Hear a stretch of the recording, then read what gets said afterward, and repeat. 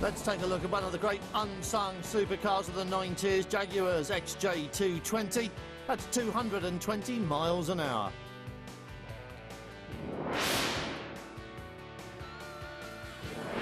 Not quite such a big top end, but still massively exciting. In the last 1,000 RPM of its rev range is Honda's Accord Type R, and you can have one for the road. And we end on a high note, the AMG CL55 F1 Limited Edition. It sounds like quite a mouthful, and it is one, and quite a handful too.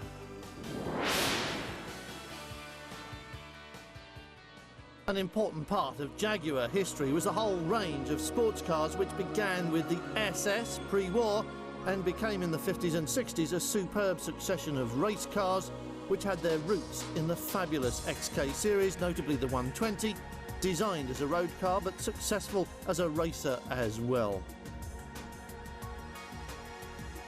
It was followed by the C-Type, a full-on race car, and in its sweeping curves there were hints of the later D-Type, and in that you could see the E-Type as well, born as Jaguar went back to road cars capable of racing and created Group C race cars as a separate entity. Never far apart, the two philosophies merged again in the 80s as Jaguar transferred racetrack technology to the road and created its first and only supercar. The XJ220 first appeared at the Motor Show in 1988 and met with widespread acclaim, launched as it was on the back of an upswing in Jaguar racetrack fortunes. There was a Sports Car World Championship and growing achievements at Le Mans, which culminated in victory at the 24 Hours as well. Even so, the 220 was something of an unofficial enterprise at Coventry, and the group of engineers who began work on the project was known as the Saturday Club, because that's when they gave their time to the car, hoping to create something good enough for management to approve. Motor industry folklore holds that the XK120 was designed on the back of a cigarette packet by a trio of engineers sat on the factory roof during a World War II air raid. They named it 120 because of its proposed top speed. The group of engineers working spare time on this car finally chose to christen their newborn XJ220 because of its proposed top speed. And remember that this was something always intended to be a road car first and foremost, though it was conceived during an era of supercar madness and 200 miles an hour exotics like the F40 and the Diablo. But there are no roads in England where you can legally reach more than 30% of its enormous top speed, and that means you need a test track designed for high-speed work. So the big Jag went first to America, with racer Andy Wallace, the man selected to drive it. At Firestone's test centre in the USA, the Le Mans winner put the 220 gradually through its paces and then began to extend it on the high-speed bowl, eventually easing it up to 213 miles an hour.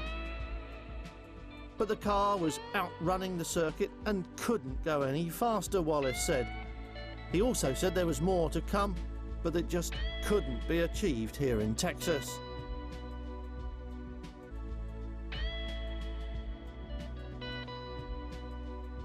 It was a considerable achievement in any case. Though XJ220 was born partly because of Jaguar's involvement with sports car racing, and though a racing version did compete successfully at Le Mans, it was denied glory on the basis of a technical infringement. But this was still always a big car, and at its launch attracted considerable criticism on the basis that it's built on the same scale as Jaguar's big saloon cars.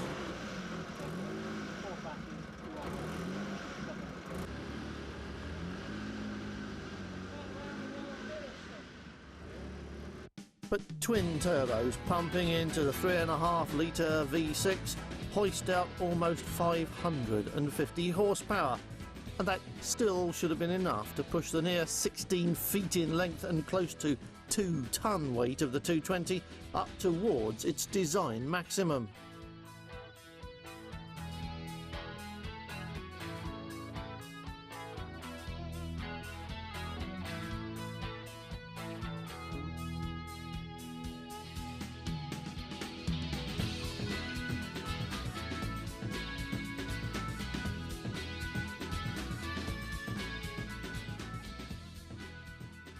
But it didn't happen, and with the results of the American test falling just a little below the design expectations, but with the drivers convinced they hadn't yet seen the 220 at its best, there was only one course of action left open.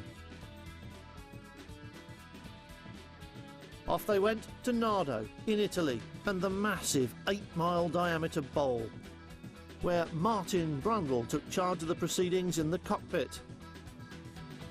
Designated to raise the recorded top speed by just 7 miles an hour.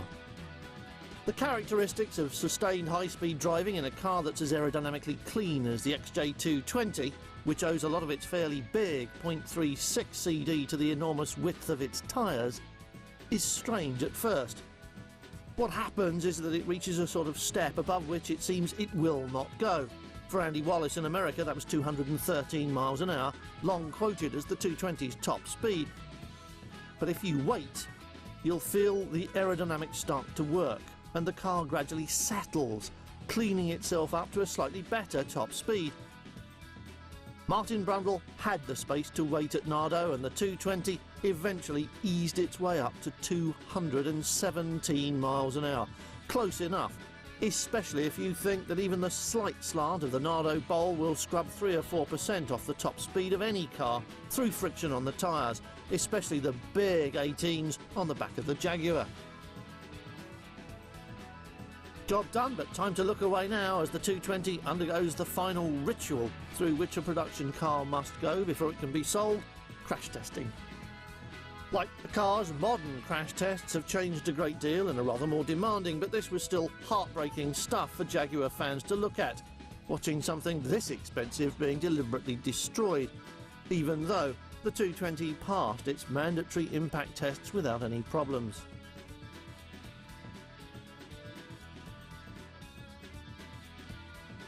And no wonder really, because under its skin a lot of the XJ220 was, as you'd expect, derived from Jaguar's racetrack experience, with the 5-speed gearbox and diff forming a transaxle unit that becomes part of the chassis, carrying the independent suspension as well. Also buried under the skin behind the massive one-piece aluminium speedlines are big ventilated AP discs bigger than the whole wheel on most small hatchbacks. Originally, the 220 was intended to be sold on the same basis as the 959 and the F40, cash deposit with order, limited production run and very high retained value.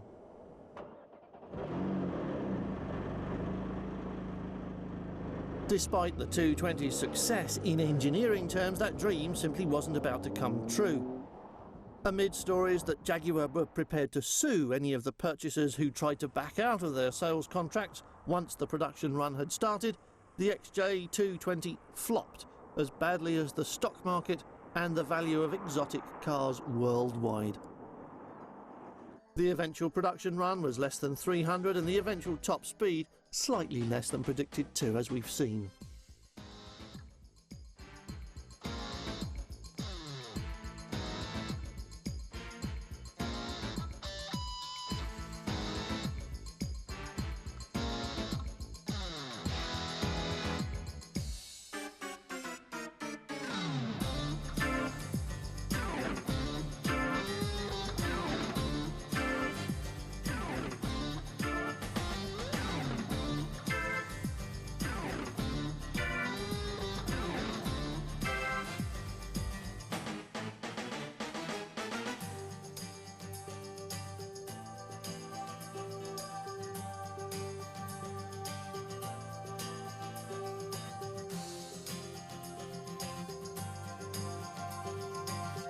There was still one more opportunity for the XJ220 to earn itself a small place in supercar history. That came when John Nielsen lapped the formidable Nürburgring, the old proper ring, mark you, not the new one, faster than any other car before him, giving a clear demonstration of the big cat's excellent road behaviour, which, if you recall, is what it was designed for in the first place. Bottom line though, this was the environment for which it was designed and built, and it was indeed a strong performer here. but it was still too big and too heavy to be a competitor for the agile little Italians. And if you take off the rose tints and wipe away the rosy glow of nostalgia, what you're left with is a bit of a dinosaur. It's a dinosaur that came from an era of optimism fueled by the racetrack success of the Group C cars and, of course, the consumer boom which burst like a bubble at the end of the 80s. It was excessive in almost every sense, including in the final analysis its much vaunted top speed, which might have appealed to American drag fans before the era of the double nickel, but not since. With hardly enough space for a briefcase, never mind an overnight bag or still less golf clubs, the XJ220 was the wrong car at the wrong time. And though it deserves a place in Jaguar history and the Jaguar Museum, that's really where it belonged right from the outset. More performance cars still ahead, the AMG F1 Special, and we do mean special, plus the Accord Type R coming next.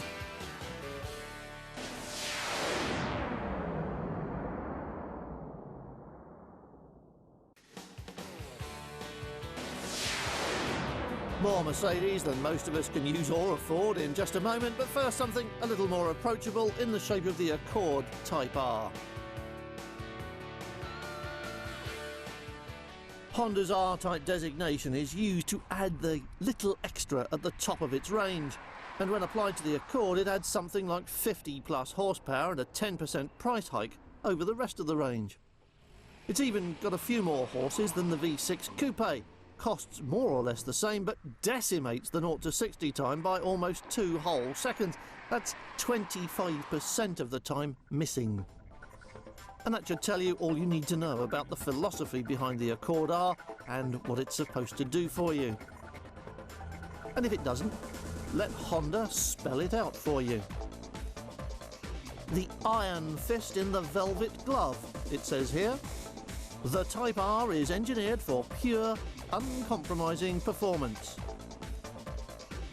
Not, you can't help thinking, strictly true, even if it has got a sharper chassis than the rest of the range and a much sharper engine. The Accord range had a certain amount of facelifting at the end of last year, changes for 2001 model year effectively, and they included some cosmetic detailing only visible to members of the Honda Accord fan club, plus some chassis revisions, which were, largely speaking, denied the Type R.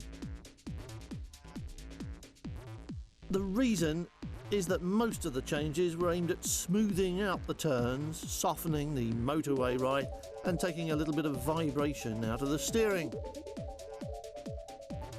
But the Type R chassis, with all the Formula One derived technology it apparently enjoys, was left as is, mostly because the name of the game here is hanging onto the tarmac while 200 plus horsepower does its best to rip up the tyres. But the basic Accord chassis is a good one. Perhaps not quite on a par with the Mondeo for sheer composure, but easily better than most other obvious competitors. Plus it does have a sharp accuracy when it comes to changing direction that Mondeo just can't match. Indeed, the Accord range runs new Mondeo a very close second in so many areas it almost robs the Ford of a crown that it ought to have won by miles thanks to its massively big interior, superb engines and excellent ride. Plus, the Honda holds its value better too, making it still better news for private buyers. The baseline's a good one then, although the latest European offerings have something of an edge in terms of refinement, little things like induction roar and wind noises that gradually add up to become annoying. But in general, we're looking at a good range of cars that all offer good value for money. And then we come to the Type R. Here we don't mind a bit of wind noise because we like to be reminded of how hard we're pushing and how fast we're going. And induction roar? Well, the Type R enters a world of its own at this point, thanks to the 2.2 twin-cam VTEC engine. The figures for this are good-looking enough in their own right. And it's good to see that not only does all that horsepower come with enough torque to make it flexible and still drivable around town or just when you aren't in a heap big hurry, but there's even a respectable modicum of fuel efficiency as well. Everything about the Type R is a bit like the lesser but still sporty models in the Accord range, until you get to that bit of the rev counter where the rest never venture, and discover that the red line is still 1,000 RPM away. And then something really extraordinary happens, comparable only to the sudden arrival of turbo boost you felt in old Cosworths at around 3,000 RPM. It happens like this. Your foot's on the floor and the car's accelerating like crazy, and then suddenly, as the needle sweeps steadily round the dial, it's as if the spring broke, and it whips up to the red line in a fraction of the time it took to climb the previous 1,000 RPM. Wham! Just like that. Just like one of those little gazelles running away from a cheetah, off it goes. On its own, that would be a scary enough thing. But its sudden burst of speed is mirrored by the entire car, which suddenly takes off like a cheetah chasing after one of those little gazelles and catching it. It happens in every gear too, and the higher up the box you are when it does happen, the more fun it is.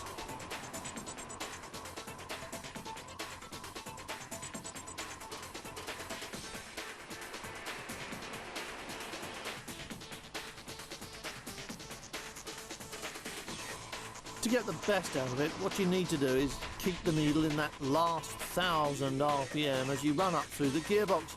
But that doesn't always seem possible, at least not without a lot of practice. And it always seems to drop about 500 RPM lower than you want when you change gear, no matter what you do to it. And we weren't restricted by legal niceties either. We were on the Isle of Man, the last place in Europe where a no limit sign actually means no limits, and where there are occasional long, fast stretches of road where you can try cars like this in excellent surroundings. The mountain road from Ramsey to Douglas is part of the TT course, and it's wide open, fast and fun. Most people who drive the Type R will never be able to do what we did, and that's a shame, because up here the engine is a dream machine that slings you out of corners with a hugely satisfying shove in the back.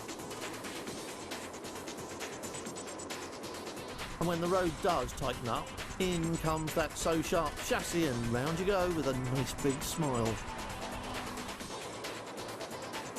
You'd have to be an archbishop or some similar model of good behaviour not to lose your driving licence in the first week of Type R ownership, because the degree of willpower necessary to stop your right foot from doing that every chance it gets is probably beyond the compass of most fallible mortals like you and me. If by now you're getting the impression that we quite like this car, then you'd obviously be right, even if it is more expensive than a 2.5 Mondeo gear or the almost as quick Astra Coupe Turbo. It's neat, good looking and very individual, and it goes like it's in a really big hurry and then jumps when the needle gets over 6,000 RPM, and that really does get your attention. Well, it got ours anyway.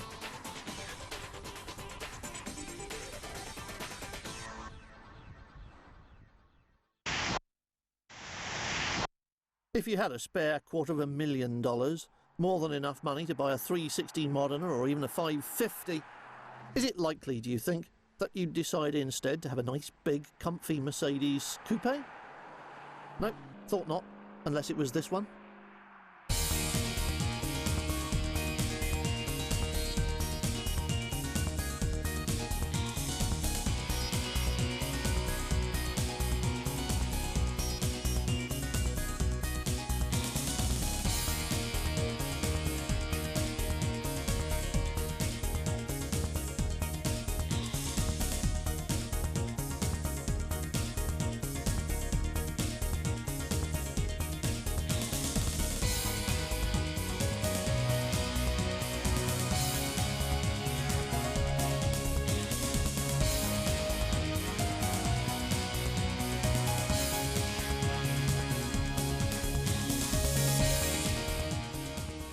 And they can say that again.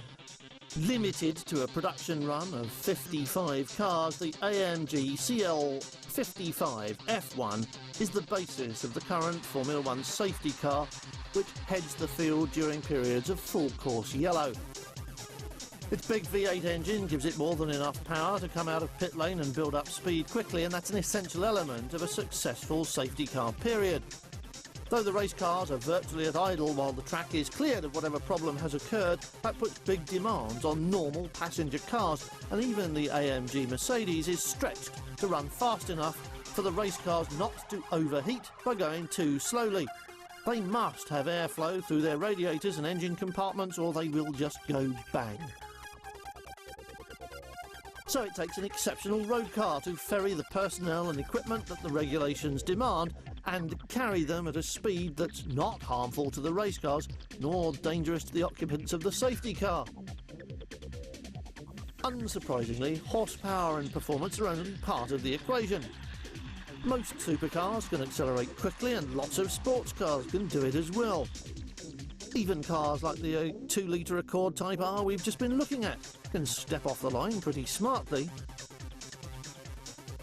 But what competition cars do that few road cars can begin to match is stop quickly too. Astonishingly quickly, in fact. By adopting a Formula 1 braking system for the CL55 F1, AMG have enabled it to maintain higher lap speeds without increasing its actual performance. Stopping faster and later keeps average speed up without lifting maximum speed. By using a massively expensive carbon and ceramic brake system, the 55 can maintain the kind of lap pace which the Formula 1 field can live with. 8-pot calipers, huge 8-pot calipers, bigger than mini wheels, in an exotic blend of material, are still only part of the answer though. Stiffer suspension than the regular 55 is matched with a lower ride height, down by about 15mm or half an inch in old money. At the front, the track is wider by about 20mm, 30 at the back. And the carbon interior reminds you that this is a bit special, but if you were the one who wrote the cheque, you probably wouldn't need to be told, would you?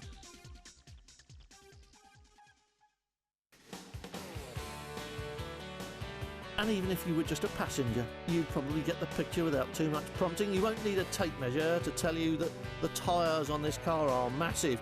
8.5 by 19 at the front, 9.5 at the rear.